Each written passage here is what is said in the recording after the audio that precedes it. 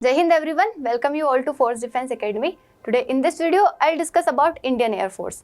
Indian air force क्या होती है, कब बनी ये, उसके बाद इसकी क्या क्या रैंक्स होती है, क्या कमांड्स होता है, इंडियन एयरफोर्स का स्ट्रक्चर क्या है। इस वीडियो में हम सारी चीज़ों के बारे में बात करेंगे। इसमें कमीशन रैंक्स क्या होती है, ऑफिसर वाली रैंक क्या होती है, एयरमैन वाली रैंक्स क्या होती है। उसके बाद in the next further videos I will tell you कि आप एयरफोर्स में एयरफोर्स को ज्वाइन कैसे कर सकते हैं, क्या कितने कितने डिफरेंट तरीके से, मतलब कितने कितने डिफरेंट वेज है जिनकी हेल्प से आप एयरफोर्स ज्वाइन कर सकते हैं। उसके बाद हम डिफरेंट आर्म्ड फोर्सेस के बारे में इस सीरीज़ में हम बात करते जाएंगे। अलग अलग चीज़ों के बारे में मैं बताऊंगी कि एयरफोर्स के बारे में, आर्मी के बारे में, नेवी के बारे में, डिफरेंट एग्जाम्स के बारे में कि किन किन के थ्रू आप ज्वाइन कर सकते हैं एयरफोर्स, आर्मी या फिर नेवी। तो पहले हम बात करेंगे इस वीडियो में एयरफोर्स के बारे में। तो एयरफोर्स अगर आप देखें तो एयरफोर्स जो है इसका काम क्या है, to secure Indian airspace. Indian airspace मतलब हमारी जो टेरिटरी है उसका जो एयर स्पेस है, मतलब इंडियन टेरिटरी का एयर स्पेस को सेव करना। सेव कैसे करेंगे, बहुत सारे जो डिस्टर्बेंसेस होते हैं, जो इनसिक्योरिटीज होती है, कई सारे कॉन्फ्लिक्ट्स होते हैं, उन सब चीज़ों से सेव करना। उसके बाद टू कंडक्ट करना डिफरेंट ऑपरेशंस। अब जैसे देखिए नैनीताल में वहाँ पे जो ग्लेशियर लेक आउटबर्स्ट फ्लड जो आया था उस टाइम पे एयरफोर्स ने हेल्प की थी। उसके बाद कई सारे ऑपरेशंस कंडक्ट करवाती है एयरफोर्स, कई सारी एक्सरसाइज में पार्टिसिपेट करती है। उसके बाद कहीं पे भी अगर कुछ प्रॉब्लम होती है ह्यूमैनिटेरियन एड प्रोवाइड भी करवाती है। कई बार अगर ऐसी चीज़ें हो जाती है जहाँ पे दूसरे लोग कुछ नहीं कर सकते तो वहाँ पे एयरफोर्स हेल्प करती है। तो ये एयरफोर्स का काम होता है, ठीक है। अब ये कब बनी थी, तो इन द ईयर 1932 8 अक्टूबर को, और इसीलिए हम 8 अक्टूबर को क्या सेलिब्रेट करते हैं, एयरफोर्स डे। ठीक है, तो एयरफोर्स डे हम सेलिब्रेट करते हैं 8 अक्टूबर को। ये बनी थी 1932 में। किस नाम से बनी थी ये, रॉयल इंडियन एयरफोर्स। किस नाम से बनी थी, रॉयल इंडियन एयरफोर्स।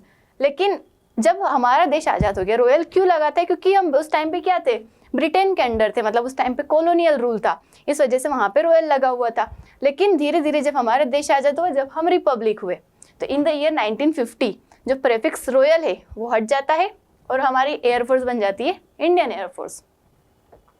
अगर आप रैंक्स की बात करें, आप देखिए कमीशन रैंक मतलब जो ऑफिसर लेवल की जो रैंक होती है उसमें सबसे ग्राउंड पे क्या होता है, सबसे पहले flying officer.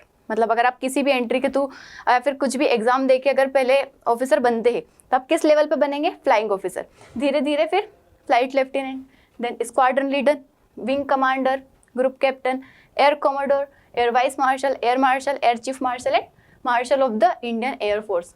Martial of the Indian air force ये क्या है, ओनली 5 स्टार रैंक है कहीं में इंडियन एयरफोर्स पे। डिफरेंट बेजेस से अगर आप देख सकते हैं, flying officer, flight lieutenant, squadron leader, wing commander, group captain, air commodore, air vice marshal, air chief marshal and marshal of the Indian air force. तो ये कौन सी रैंक हो गई, ऑफिसर रैंक की अगर हम बात करें तो ये सारी रैंक्स आती है। उसके बाद अगर आप एयरमैन वाली अगर बात करते हैं, जूनियर कमीशन रैंक अगर बात करेंगे, तो जूनियर कमीशन में होता है junior warrant officer and master warrant officer. वहीं नॉन कमीशन रैंक की बात करें तो aircraftsman, leading aircraftsman, corporal and sergeant. तो ये क्या होती है, डिफरेंट रैंक होती है। अगर आप किसी भी एंट्री के थ्रू, या तो एफ कैट एंट्री के थ्रू, CDS के थ्रू, NCC के थ्रू अगर आप जाते हैं, एग्जाम देते हैं, उसके बाद SSB पास करते हैं, तो उसके बाद ये रैंक्स पे आपकी क्या होती है, पोस्टिंग होती है। नॉट दिस रैंक, वो इन एग्जाम्स के थ्रू आपकी इन रैंक पे पोस्टिंग होती है। ठीक है, मैं नेक्स्ट वीडियो में आपको बताऊंगी कि आप एयरफोर्स ज्वाइन किस तरीके से कर सकते हैं, किस एग्जाम के थ्रू कर सकते हैं, उसके लिए क्या क्या रिक्वायरमेंट्स होता है, क्या सिलेबस होता है और क्या स्ट्रेटेजी होनी चाहिए आपकी जिसके थ्रू आप एयरफोर्स ज्वाइन कर सकते हैं। उसके बाद अगर आप इंडियन एयरफोर्स का स्ट्रक्चर देखें, मतलब किस तरीके से, किस स्ट्रक्चर में, मतलब जैसे कुछ भी चीज़ें बनती है उसका एक स्ट्रक्चर होता है। जैसे अगर हमारे देश की बात करें तो हमारी कंट्री है, कंट्री के अंदर डिफरेंट स्टेट होते हैं, मतलब जैसे कंट्री के क्या होते हैं, प्रेसिडेंट, प्राइम मिनिस्टर होते हैं। उसके बाद उसके अंदर डिफरेंट स्टेट होते हैं, स्टेट को मैनेज करने वाले CM होते हैं, गवर्नर होते हैं। उसके बाद उसके अंदर जाएंगे तो डिस्ट्रिक्ट होते हैं, डिस्ट्रिक्ट के कलेक्टर होते हैं, DM होते हैं। उसके बाद उसके अंदर जाएंगे तो फिर क्या होते हैं, कुछ एरियाज होते हैं, टाउन्स होते हैं, गांव होते हैं, उसके अंदर पंचायत होती है। तो एक स्ट्रक्चर बना होता है जो कि किसी भी चीज़ को मैनेज करने में हेल्प करता है। तो इसी तरीके से अगर हम एयरफोर्स में देखें तो इसका भी एक स्ट्रक्चर है, जिसमें सबसे पहले क्या होता है, हेडक्वार्टर कहाँ लोकेटेड है, न्यू दिल्ली में, जो कि एक ही है। उसके बाद उसके अंदर आते हैं कमांड जो कि हमारी 7 कमांड्स है। 7 कमांड्स मतलब समझ लीजिए कि ये 7 बेस है डिफरेंट जगह पे, और वहाँ से क्या होता है, इसको मैनेज किया जाता है। एयरफोर्स जो है मतलब डिफरेंट एरियाज में मैनेज की जाती है। तो कौन कौन सी कमांड है? अगर आप ईस्ट में देखें तो eastern air command which is located in Shillong. अगर आप सेंट्रल की बात करें तो central air command which is located in Allahabad. अगर वेस्ट की बात करें तो western command which is located in Delhi, south western command which is located in Gandhinagar and the southern command which is located in Thiruvananthapuram. तो ये सब क्या थी? हमारी 5 operational command and there are 2 functional command. Functional command क्या होता है कि इनका काम होता है दूसरी चीज़ों को मेंटेन करना। तो उसमें होती है मेंटेनेंस कमांड जो कि नागपुर में लोकेटेड है, एंड ट्रेनिंग कमांड जो कि कहाँ लोकेटेड है? बेंगलोर में।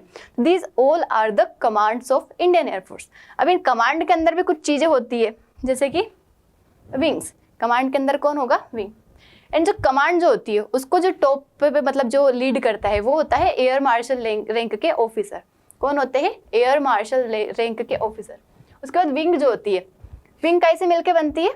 मतलब उसके अंदर कमांड के अंदर विंग होती है, कई सारे स्क्वाड्रन जो होते हैं, कुछ यूनिट्स जो होती है, स्क्वाड्रन, हेलीकॉप्टर यूनिट्स, इन सब से मिलके एक विंग बनती है और इसको लीड करते हैं ग्रुप कैप्टन रैंक के ऑफिसर। कौन करते हैं? ग्रुप कैप्टन रैंक के ऑफिसर। फिर विंग के अंदर आते हैं स्क्वाड्रन। स्क्वाड्रन क्या होते हैं? मतलब फील्ड यूनिट्स होती है जहाँ पे मतलब डिफरेंट लोकेशन पे कई सारे स्क्वाड्रन होते हैं। हमारी कंट्री में अराउंड अभी 33-34 ऐसे स्क्वाड्रन है।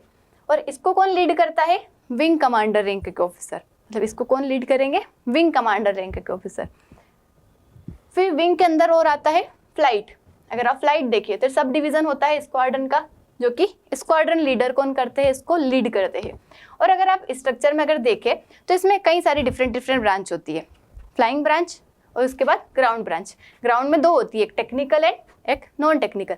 तो फ्लाइंग ब्रांच में आपको फ्लाइंग ऑफिसर बनते हैं। फ्लाइंग ऑफिसर का काम क्या रहता है? कई सारे डिफरेंट जो एयरक्राफ्ट रहते हैं, फ्लाइंग का काम क्या रहेगा? मतलब डिफरेंट एयरक्राफ्ट जो रहते हैं उनको फ्लाई करना।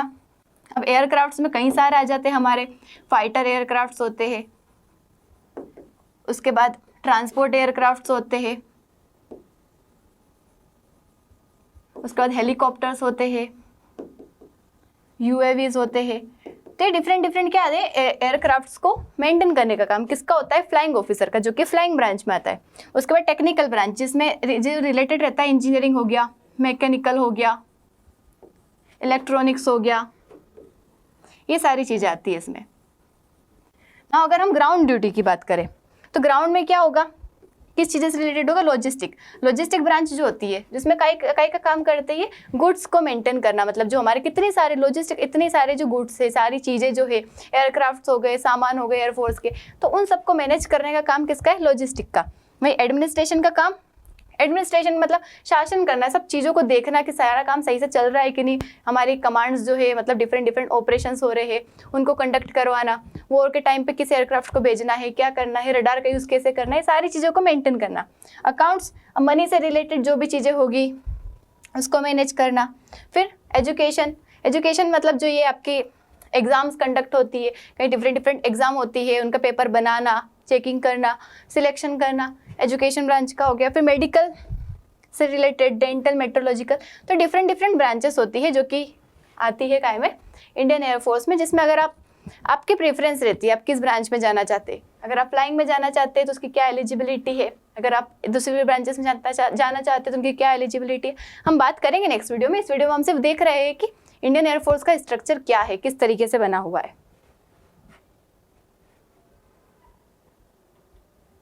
नाउ ये हमने पूरा देखा इसका स्ट्रक्चर, हमने इसमें बात की एयरफोर्स क्या है, कब बना, उसकी क्या क्या रैंक्स है डिफरेंट। उसके बाद रैंक्स में कमी मतलब ऑफिसर लेवल की रैंक क्या होती है, एयरमैन वाली रैंक्स क्या होती है, उसके बाद कमांड क्या होता है, उसके बाद विंग्स क्या होते हैं, स्क्वाड्रन क्या होता है, स्टेशंस क्या होते हैं, फ्लाइट्स क्या होती है, किस तरीके ब्रांच होती है। तो ये सब था एयरफोर्स के बारे में। हम नेक्स्ट वीडियो में बात करेंगे कि अगर आप एयरफोर्स ज्वाइन करना चाहते हैं तो किस किस एंट्री से कर सकते हैं, उसमें क्या सिलेबस होता है, किस तरीके से आपको पढ़ाई करना चाहिए और क्या स्ट्रेटेजी होना चाहिए, सब चीज़ों के बारे में बात करेंगे। मिलते हैं नेक्स्ट वीडियो में with next topic. Thank you. जय हिंद।